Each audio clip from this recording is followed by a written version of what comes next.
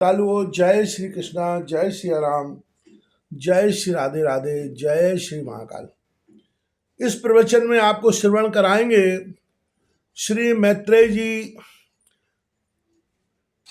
का कथन, जो भगवान के परम भक्त ध्रुव जी का प्रसंग है। ध्रुव जी ने किस तरह से वनगमन किया, क्यों किया, और उसके बाद उन्हें भगवत प्राप्ति कैसे हुई, इस सब विषयों पर आपको इस कथा में श्रवण कराएंगे। श्रवण कीजिए।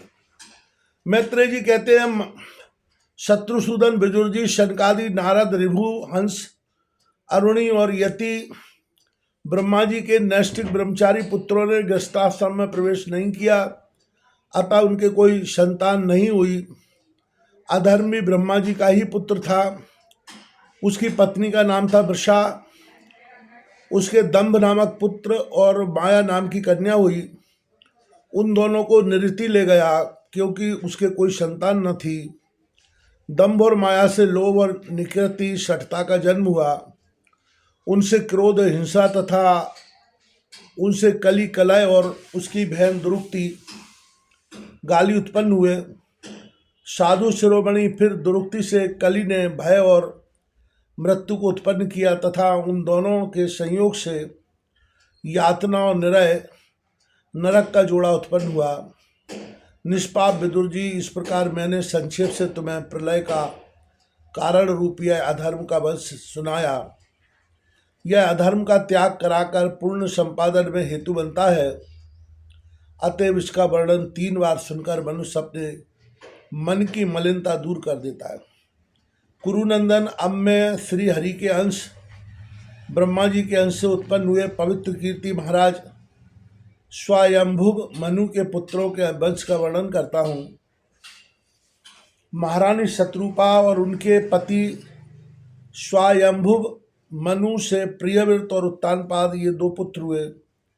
भगवान वासुदेव की कला से उत्पन्न होने के कारण ये दोनों संसार की रक्षा में तत्पर रहते थे। उत्तानपाद के सुनीति और सुरुचि नाम की 2 पत्नियां थीं। उनमें सुरुचि राजा को अधिक प्रिय थी। सुनीति, जिसका पुत्र ध्रुव था, उन्हें वैसी प्रिय नहीं थी। एक दिन राजा उत्तानपाद सुरुचि के पुत्र उत्तम को गोद में बिठाकर प्यार कर रहे थे। उसी समय ध्रुव ने भी गोद में बैठना चाहा, परंतु राजा ने उसका स्वागत नहीं किया। उस समय घमंड से भरी हुई सुरुचि ने अपनी सौत के पुत्र ध्रुव को महाराज की गोद में आने का यत्न करते हुए देख उनके सामने ही उससे डा भरे शब्दों में कहा, बच्चे, तू राज सिंहासन पर बैठने का अधिकारी नहीं है। तू भी राजा का ही बेटा है। इससे क्या हुआ? तुझको मैंने तो अपनी कोख में नहीं धारण किया।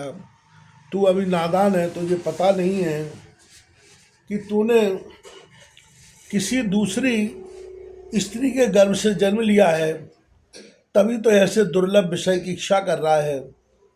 यदि तुझे राज सिंहासन की इच्छा है तो तपस्या करके परम पुरुष श्री नारायण की आराधना कर और उनकी कृपा से मेरे गर्भ में आकर जन्म ले। श्री मैत्रेय जी कहते हैं, विदुर जी, जिस प्रकार डंडे की चोट खाकर सांप फुफकार मारने लगता है, उसी प्रकार अपनी सौतेली माँ के कठोर वचनों से घायल होकर ध्रुव क्रोध के मारे लंबी लंबी सांसें लेने लगा। उसके पिता चुपचाप यह सब देखते रहे, मुंह से एक शब्द भी नहीं बोले। तब पिता को छोड़कर ध्रुव रोता हुआ अपनी माता के पास आया। उसके दोनों होंठ फड़फड़ा रहे थे और वह सिसक सिसक कर रो रहा था।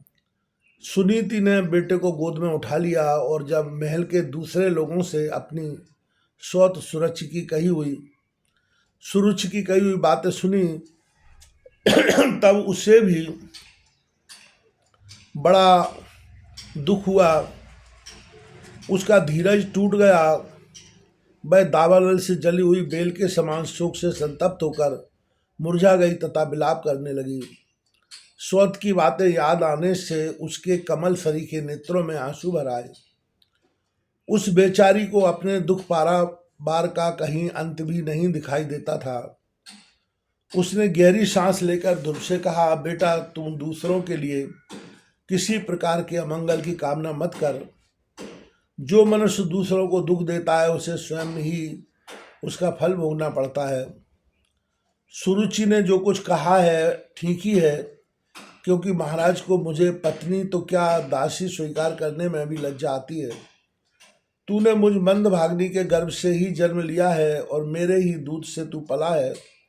बेटा सुरुचि ने तेरी सौतेली माँ होने पर भी बात बिल्कुल ठीक कही है। अतः यदि राजकुमार उत्तम के समान राज सिंहासन पर बैठना चाहता है तो दोषवाय छोड़कर उसी का पालन कर। बस श्री अधोक्षज भगवान के चरण कमलों की आराधना में लग जा।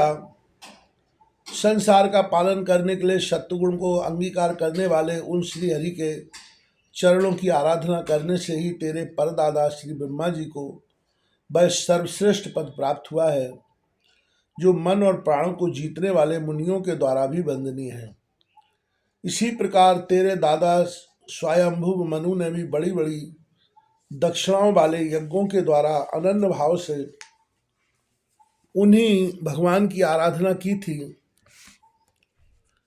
तभी उन्हें दूसरों के लिए अति दुर्लभ लौकिक अलौकिक तथा मोक्ष सुख की प्राप्ति हुई।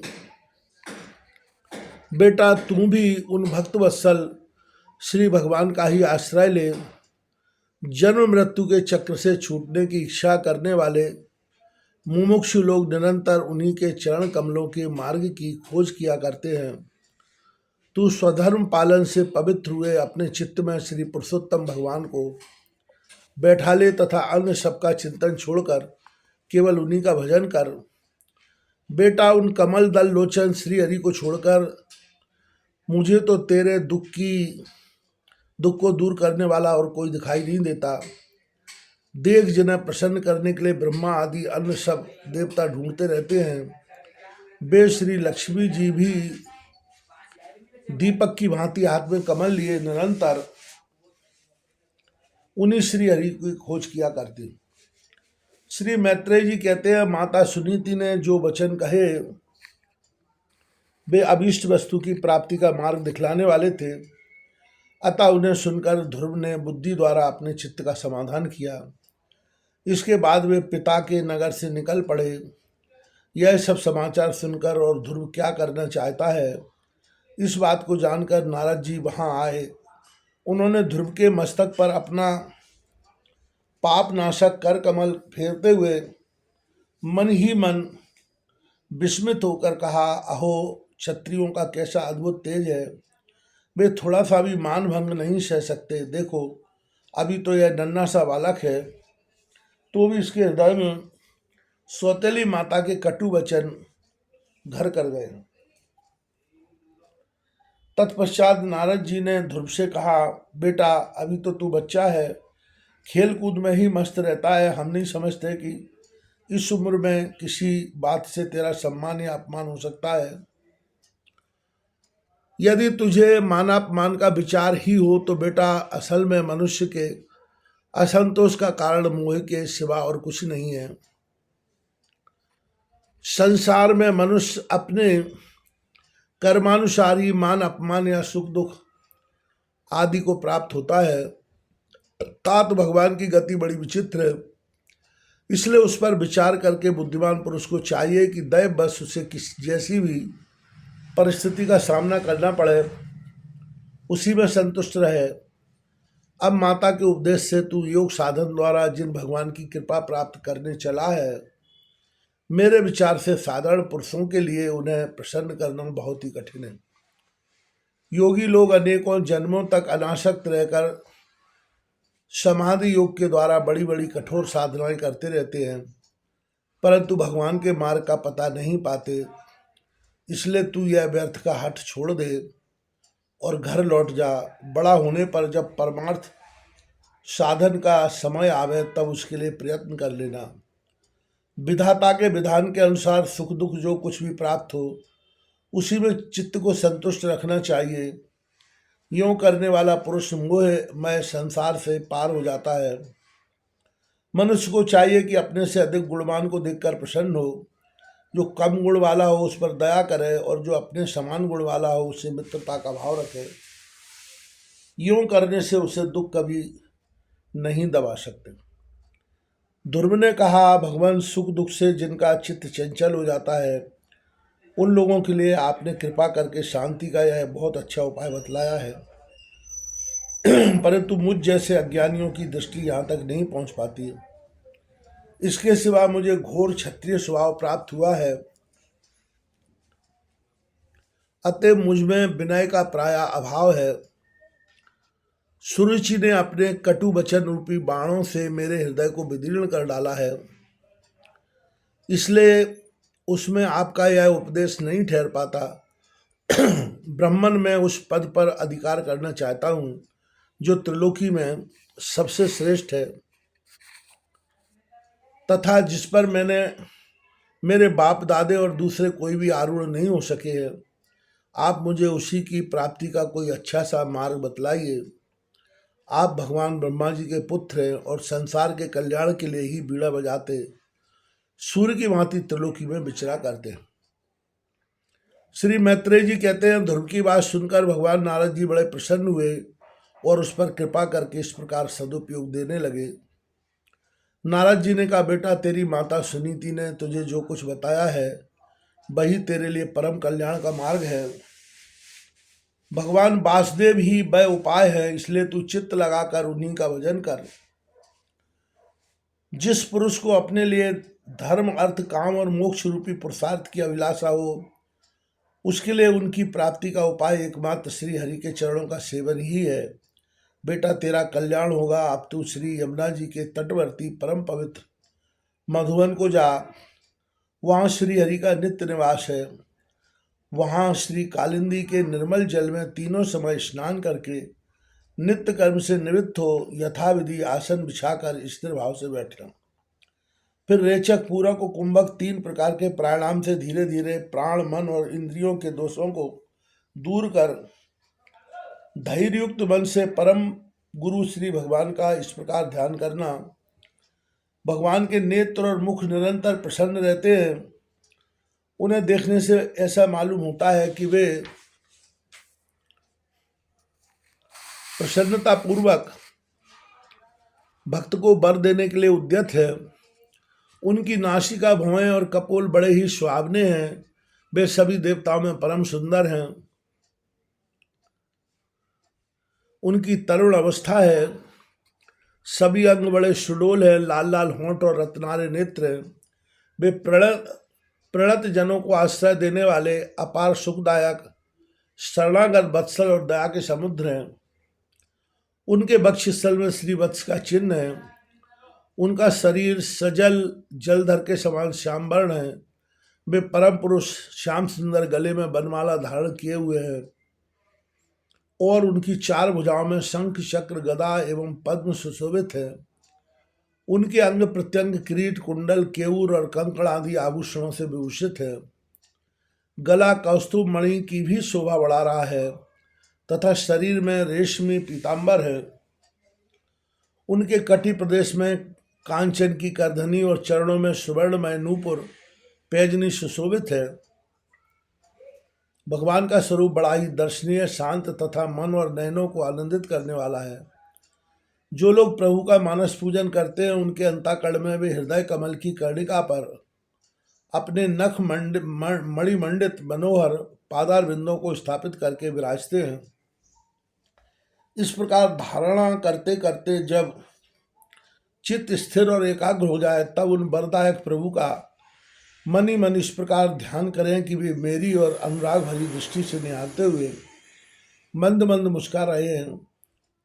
भगवान की मंगलमयी मूर्ति का इस प्रकार निरंतर ध्यान करने से मन शीघ्र ही परमानंद में डूबकर तल्लीन हो जाता है और फिर वहां से लौटना नहीं।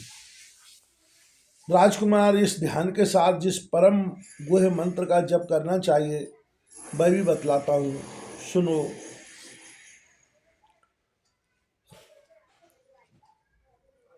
इसका 7 रात जप करने से मनुष्य आकाश में विचरने वाले सिद्धों का दर्शन कर सकता है यह मंत्र है ओम नमो भगवते वासुदेवाय।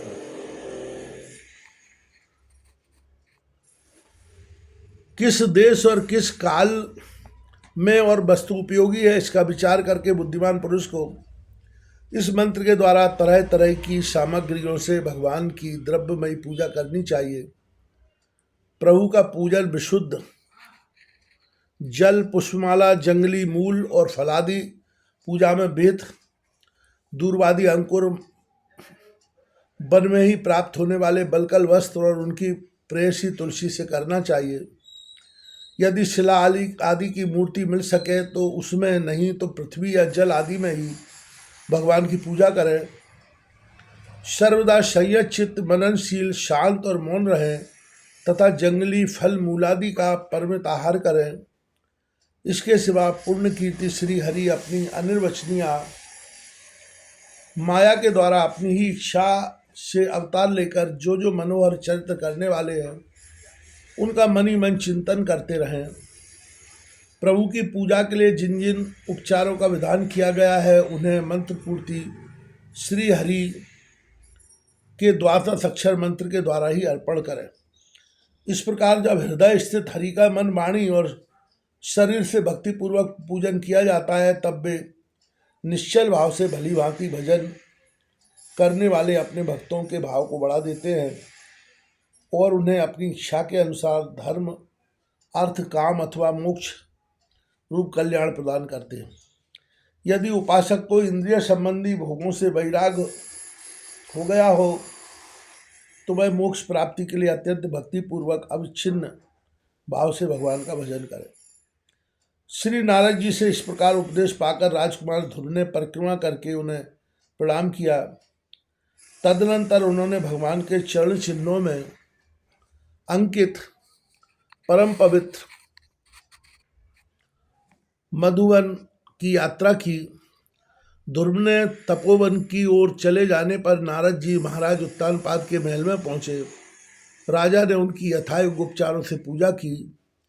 तब उन्होंने आराम से आसन पर बैठकर राजा से पूछा।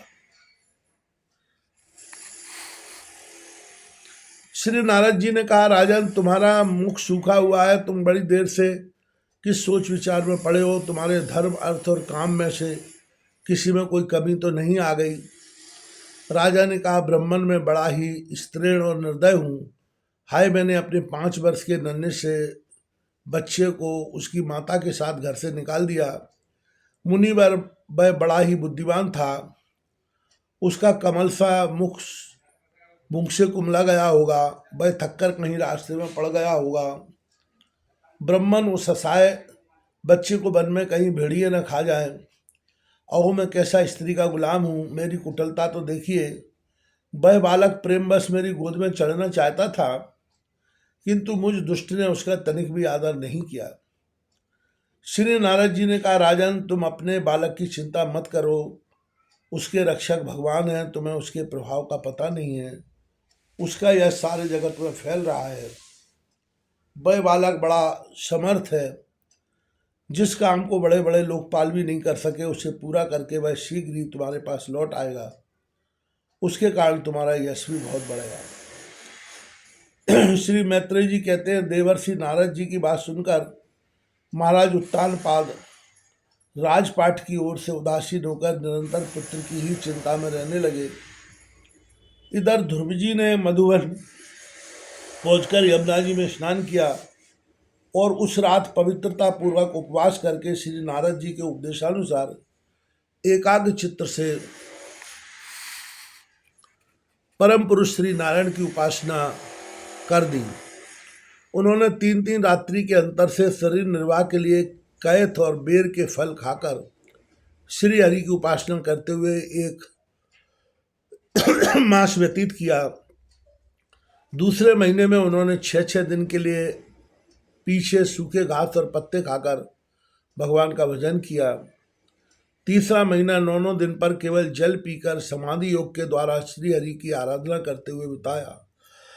चौथे महीने में उन्होंने श्वास को जीतकर 12-12 दिन के लिए केवल वायु पीकर ध्यान योग द्वारा भगवान की आराधना की। 5वीं बास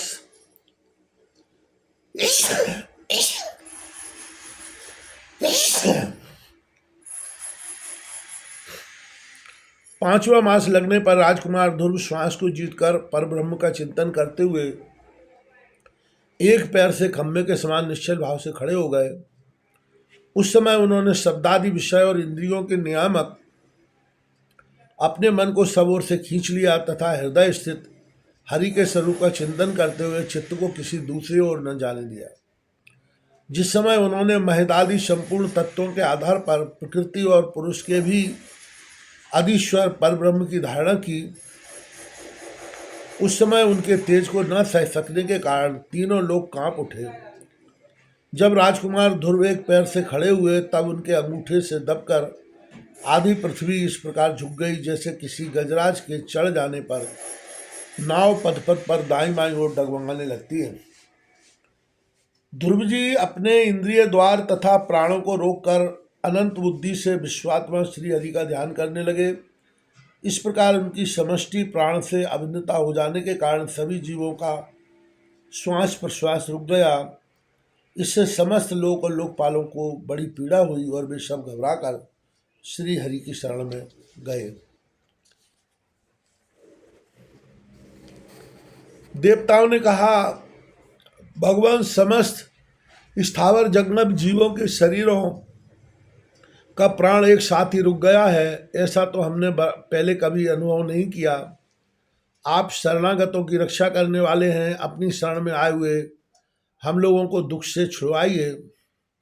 श्री भगवान ने कहा, देवताओं तुम डरो मत। उत्तानपाद के पुत्र ध्रुव ने अपने चित्त को मुझ विश्वात्मा में लीन कर दिया है। इस समय मेरे साथ उसकी अभेद धारणा सिद्ध हो गई है। इसी से उसके प्राण निरोध से तुम सबका प्राण भी रुक गया है। अब तुम अपने अपने लोकों को जाओ, मैं उस बालक को इस दुष्कर तप से निवृत्त कर दूंगा।